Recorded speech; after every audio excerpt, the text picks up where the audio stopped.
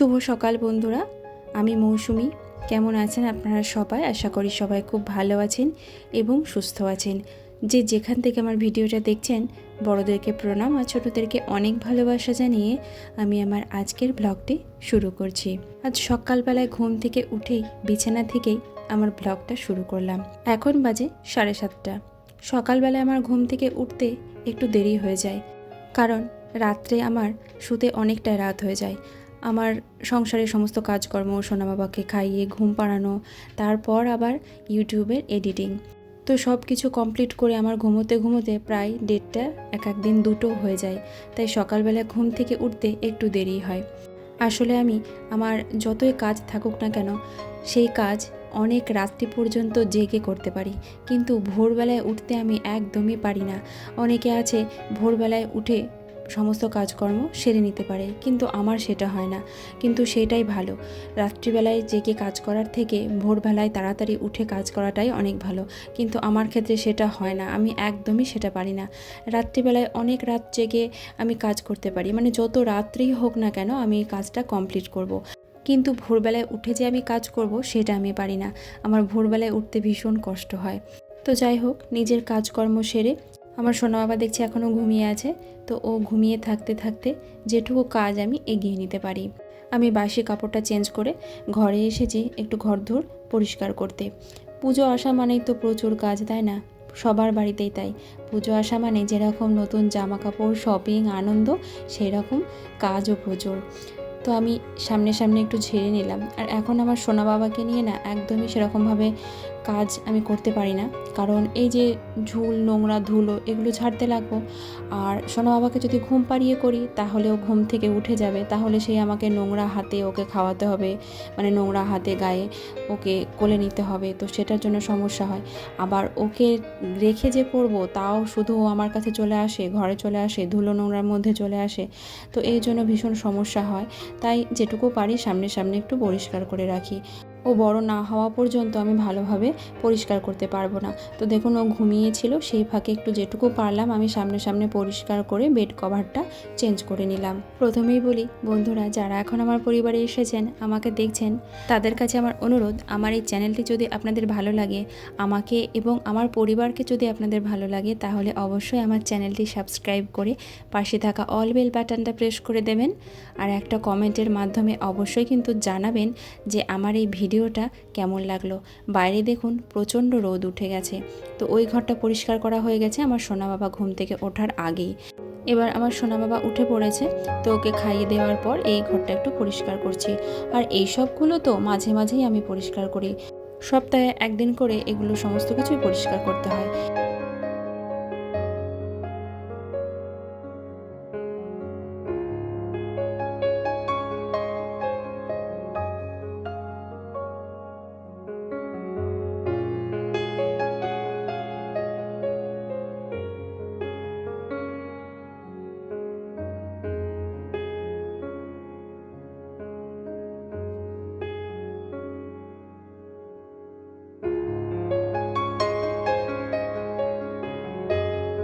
এরপর চলে এলাম নিচে। এখানে কিছু সবজি কেটে নিয়েছি, পেঁপে, পটল, কুমড়ো আর একটু আলু।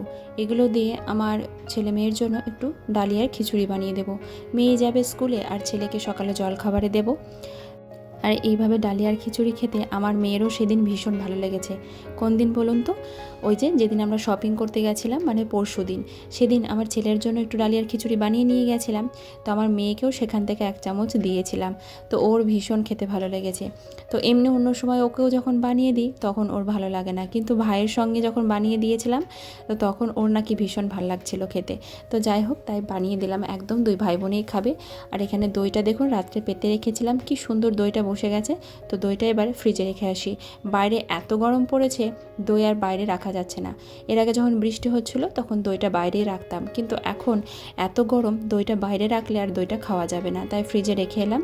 আর একটা আপেল নিয়ে আসলাম। মেয়েকে আজকে স্কুলে টিফিনে একটু ফল দেব। এমনিতে কিন্তু ও ফল একদমই স্কুলে নিয়ে যেতে চায় না। স্কুল বলে কি, আমার মেয়ে ফল একদমই খেতে চায় না, জানেন। এদিকে আবার দুধটাও চলে এসেছে, দুধটাও নিয়ে নিলাম। আর দেখুন দুধটা ছেঁকে নিয়েছি, আর কত নোংরা পড়েছে। দুধ কিন্তু সবসময় এভাবে ছেঁকেই নেওয়া দরকার। তো আমরাও কিন্তু দুধ এইভাবে সবসময় ছেঁকেই নিই। এরপর দেখুন মেয়ের ফলগুলো আমি কেটে নেব। আর আমার মেয়ে ফল খায় না বলছিলাম, তবে হ্যাঁ ফলের মধ্যে খায় বলতে শুধু শশা আর কলা, তাছাড়া কোনো ফলই সেভাবে খায় না। তো আজকে আপেলটাও দিয়েছি, ওকে বলিনি, ওকে বললে কিন্তু একদমই নিতে চাইবে না, তাই ওকে না বলেই টিফিনটা গুছিয়ে দিলাম। এরপর আমার হাজব্যান্ডের জন্য একটু জল খাবারে ইপ্পি বানিয়ে দেব। আর মেয়েকে স্কুলে পাঠিয়ে দেওয়ার পর তবেই আমি এই ইপ্পিটা বানাচ্ছি, কারণ আমার মেয়েও প্রথমে বলছিল মাম্মা আমি স্কুলে ইপ্পি নিয়ে যাব, তো ওকে এক বকা দিয়েছি ইপ্পি দেবো না বলে। এরপর যদি আবার ইপ্পি বানাতে দেখে তাহলে আরও দুষ্টুমি শুরু করবে যে ইপ্পি নেব আমি স্কুলে নিয়ে যাব, এরকম করবে। তো সেই জন্য ওকে স্কুলে আগে পাঠিয়ে দিলাম, তারপর ওর জন্য ইপ্পিটা বানিয়ে দিলাম। আর আমার মেয়ের জন্য ইপ্পি খাওয়াটা একদমই ভালো না, তাই ওকে আমি ইপ্পিটা একদম দিতেও চাই না। তবে মাঝে মাঝে দিতেও হয়, একদম যে দিই না তা না, দিতেও হয়, তবে খুব কম, মানে যতটা না পারি দেওয়ারই চেষ্টা করি। আর আমার ছেলের কাণ্ড দেখুন, আমার সারা গায়ে কালকে পেনের কালি লাগিয়েছে। এইভাবে ওকে নিয়ে খেলা করি জানেন তো, পেন নিয়ে সারা গায়ে, মানে নিজের গায়ে লেখালেখি করবে, আমার গায়ে লেখালেখি করবে। তো এইভাবে যতটুকু বসে থাকে, যতটুকু খেলা করে, ওইভাবেই ওকে নিয়ে খেলা দিই। তো এইভাবে আমার দুই হাতে গতকাল রাত্রিবেলাতে বসে বসে পেনের কালিতে ভরিয়ে দিয়েছে। তো যাই হোক, এবার আমি চিকেনটা রান্না করব, সেই জন্য একটু পেঁয়াজ, আদা, রসুনগুলো কুচিয়ে নিচ্ছি। আজকে চিকেনে সমস্ত কিছু আমি চপ করে দেব, কোনো কিছুই বেটে দেব না। এইভাবে চপ করে দিলেও কিন্তু বেশ ভালো লাগে খেতে। তো তাই আমি এইভাবে চপার মেশিনে সমস্ত কিছু একটু চপ করে নিলাম।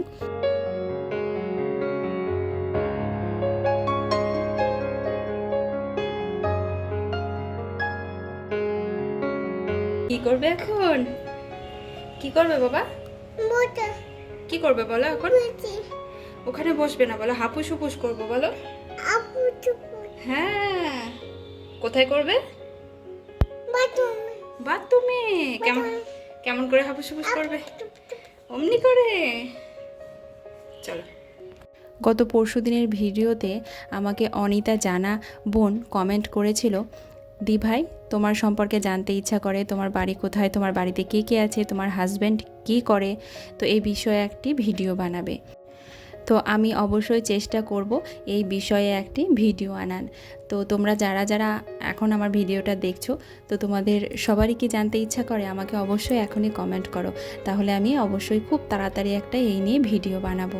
আমার বাড়ি কোথায়, আমার বাড়িতে কে কে আছে, মানে এই সমস্ত কিছু নিয়ে আমি একটা ভিডিও অবশ্যই বানাবো।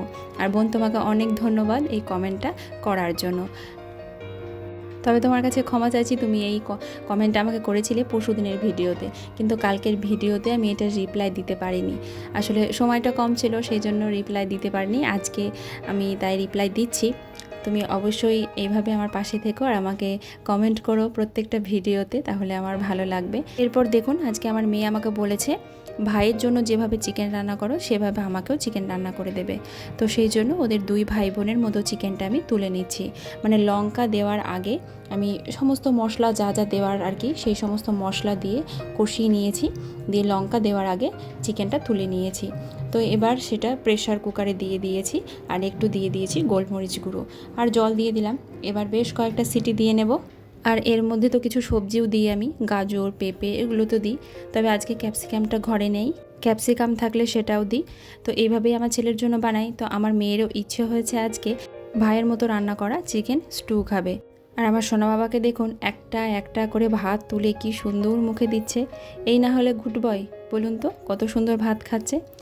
তবুও বেশিক্ষণ না, ওই হয়তো 2 থেকে 3টে ভাত মুখে দেবে, তারপরে হয়ে যাবে ওর খাওয়া। তো এরকমই দুষ্টুমি প্রত্যেক দিন চলতে থাকে।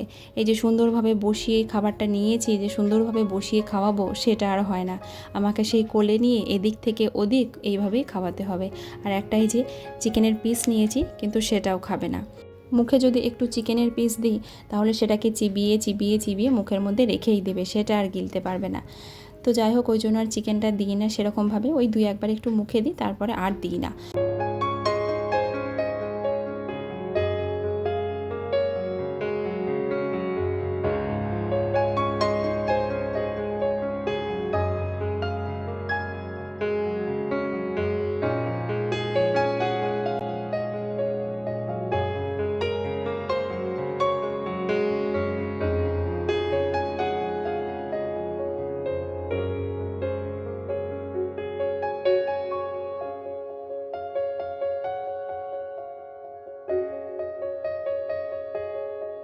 এখন বাজে 8:30 মতো।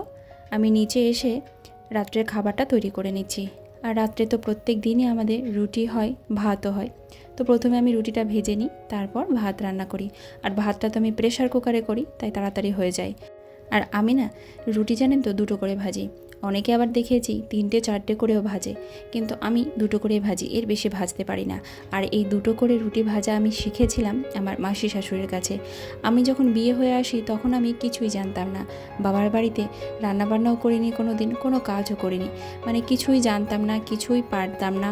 আস্তে আস্তে এখানে আসার পর সমস্তটাই শিখেছি।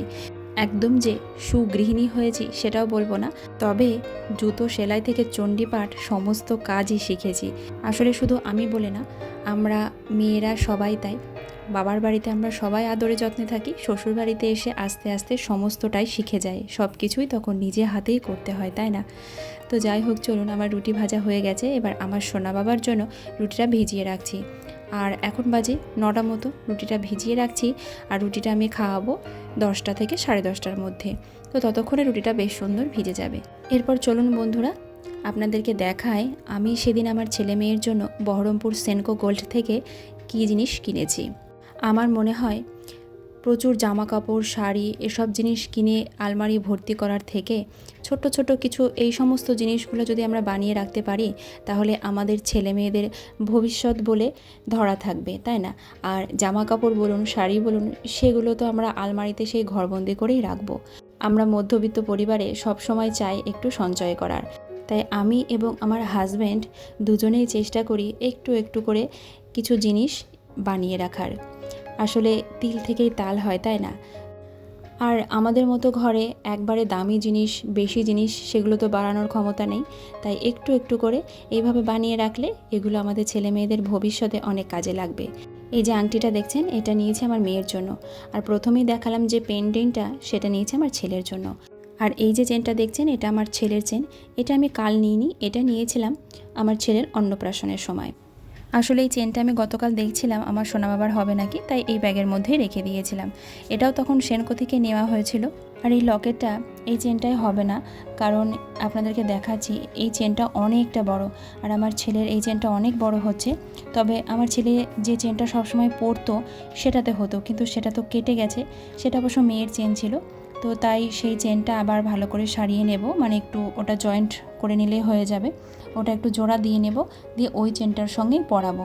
আর এই চেনটার সঙ্গে দেখুন বেশ ভালো লাগছে, কিন্তু দেখুন আপনাদেরকে দেখাচ্ছি অনেকটাই বড় হচ্ছে। এতটা বড় তো সবসময় পরানো যাবে না। আবার এই চেনটা অনেকটা মোটাও, এতটা মোটা এই গরমের সময় সব সময় পরলে ওর অস্বস্তি হবে। তো আপনাদেরকে একটু দেখানোর জন্য পরিয়ে দিলাম। আর এই যে ছোট লকেটটা নিয়েছি না, লকেটটা কিন্তু ভীষণ সুন্দর হয়েছে, আমার কিন্তু বেশ পছন্দ হয়েছে লকেটটা, খুব সুন্দর দেখতে। তো যাই হোক, এরকমভাবেই চেষ্টা করি একটু একটু করে ছেলে মেয়ের জন্য সঞ্চয় করে রাখার, যাতে ওদের ভবিষ্যতে এগুলো কাজে লাগে। তাহলে চলুন আজকের মতো ভিডিওটা এখানেই শেষ করছি। সবাই ভালো থাকবেন, সুস্থ থাকবেন। দেখা হবে আগামীকাল আবারও একটা নতুন ভিডিওর সঙ্গে।